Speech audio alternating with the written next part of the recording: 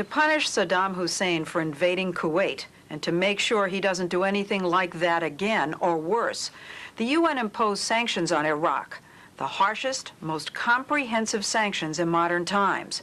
Very little goes into the country, virtually no oil goes out.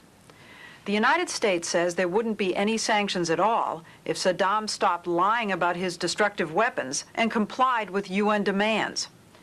Meanwhile, it's no secret that the sanctions are causing hardships. But as we learned on our recent trip to Iraq, it's not the leaders who are suffering, it's the people, and especially the children. An estimated 500,000 children, 500,000, have died. This is a ward in a pediatric hospital in Baghdad for severely malnourished children. We came here without any government interference.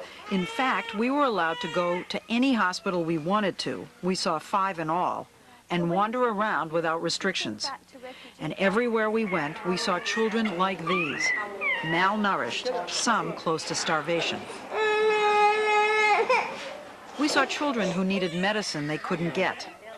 These 2 babies had to share an incubator which was broken and couldn't be repaired. We even heard of cases where gauze for operations was being reused.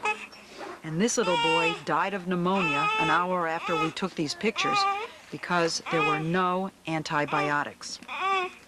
This is quite a very serious case, actually. This child is 22 months old.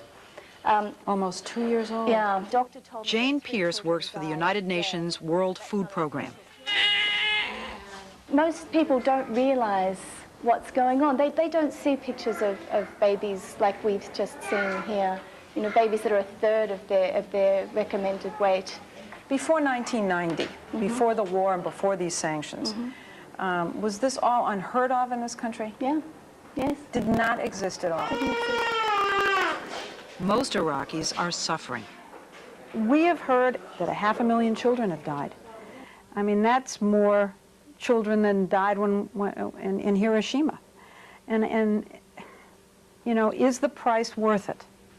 I think this is a very hard choice, but we think the price is worth it. Worth it because she believes is negotiating with Iraq not to lift the sanctions, but to allow that country to sell a limited amount of oil to buy food and medicine.